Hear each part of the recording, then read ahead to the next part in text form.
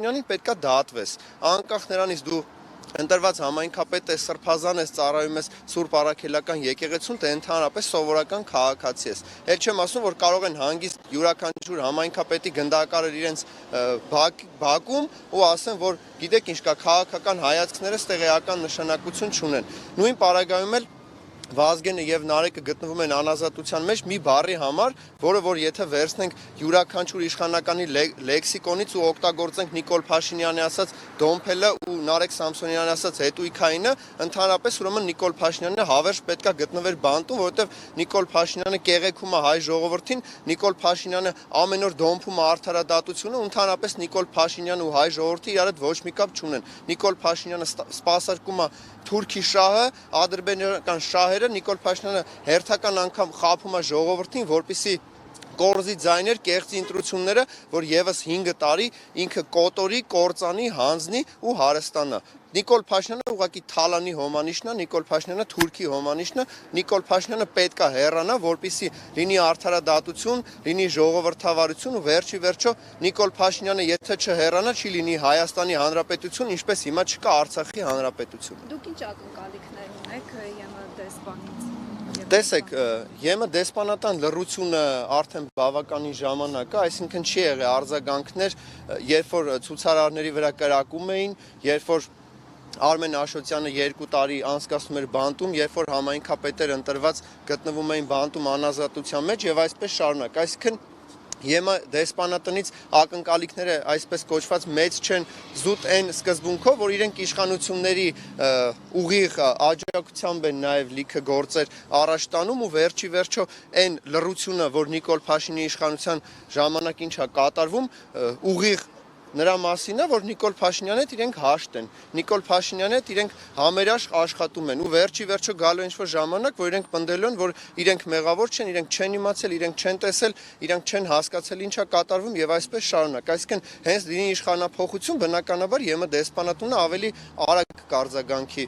Մինչև Նիկոլ Փաշինյանի իշխանության գալը ԵՄ դեսպանատունը արձագանքում էր յուրաքանչյուր քաղաքացու, որ թևից մի փոքր ավել քաշում էին։ Իսկ այսօր 13 հատ կրակում են ցուցարարների վրա սրբազան պայքարի ժամանակ, 3 անգամ կրակում են ցուցարարների վրա հենց վերևի խաչմերուկում ու ընդհանրապես լռություն է։ Մեկը ձեռքն է կորցրել, մեկը մեջքից վիրավորվել է եւ այսպես շարունակ ԵՄ դեսպանատունը լռում է, ասում է դե ժողովրդավարություն է, դրա ժողովրդավարությունը ո՞րն է։ Իսկ տեղյակ եք ԱՄՆ դեսպանատան ուղղված նամակից որևէ արձագանք եղել է թե դեռևս արձագանքներ չկա, արձագանքների պարագայում բնականաբար կհրապարակվի, բայց ելի ակնկալիքները այսպես կոչված մեծ չեն։ Բայց եք համարում, որ անարդյունավետ է այս ամեն ինչը ավելի արդյունավետ քայլեր կարելի ձեռնարկել։ Տեսեք, մենք հնարավոր բոլոր տարբերակներով պայքարում ենք։ Կլինի փողոցային պայքարով, կլինի նաև ինչու՞ չէ ընտրություններով կամ ընդհանրապես անընդհանրության ակցիաներով։ Հիմա մերը քաղաքական ակցիա է, որը այն բանի մասին է, որ արդարադատությունում կան խնդիրներ,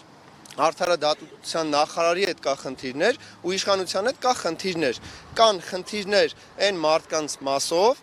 ովքեր որ բռնաճնշումների արդյունքում հայտնվում են բանտերում ու մենք չենք կարող լռել։ Ներկայացուցիչները, այդ թվում արդարադատության նախարարը ասում է, որ Հայաստանում քաղաքականներ չկան։ Այդ դեպքում դուք ում համար եք պայքարում։ Մենք պայքարում ենք քաղբանտարկյալների համար այն սկզբունքով, որ ըստ իշխանությունների քաղբանտարկյալներ գիտեք խիչ կան, որովհետև իրանք մեղադրում են ինչ-որ բառապաշարի համար, օրինակ Նարեկ Սամսոնյանին ու Վազգեն Սաղաթելյանին, չէ՞, բայց իրենք ավելի վատ բառապաշար են, չէ՞, օգտագործում։ Հիմա դառնում է, որ եթե վերցնենք իրենք քաղբանտարկյալներ չեն, ուրեմն պետքա բանտարկվի նաև Նիկոլ Փաշինյանը, Ալեն Սիմոնյանը, Ռուբեն Ռուբինյանը եւ այսպես շարունակ, որովհետև մեկը ասում է լեզուտ կկդրեմ Էդգար Ղազարյանին, մյուսը ասում է դու նրան մի դոմփի, նրան դոմփի եւ այսպես շարունակ, այսինքն Նարեկի ու Վազգենի դեպքում Ալեն Սիմոնյանն է հաղորդում ներկայացրել, դուք պատրաստ եք Ալեն Սիմոնյանի դեմ հաղորդում ներկայացնելու իմաստը չեմ տեսնում զուտ այն սկզբունքով, որ Ալեն Սիմոնյանը հիմա Նիկոլ Փաշինյանից հետո երկրորդ մարդն է ու այդ դավաճանական խունտայից, այսինքն դուք ոնց եք պատկերացնում արդարադատության նախարարը վերցնելու Ալեն Սիմոնյանին կալանավորի կամ չգիտեմ ինչ սկզբունքով ենք մենք նայում դրան։ Այսինքն այս ամենին վերջ դնելու համար դուք իշխանափոխություն միանշանակ նախ իշխանափոխությունը պետք է լինի մեկ գաղափարական սկզբունքով, պետք է բոլորը համախմբվեն Նիկոլ Փաշինյանին հեռացնելու շուրջ։ Ոչ թե հավաքվեն ով ինչքան ձենա տանելու, ով ինչքան շատ է հավաքելու, ով է վարչապետի թեկնածուն, այլ պետք է վերջի վերջո ժողովուրդը համախմբվի այն ընդդիմության շուրջ, ովքեր որ ունեն մեկ գաղափարական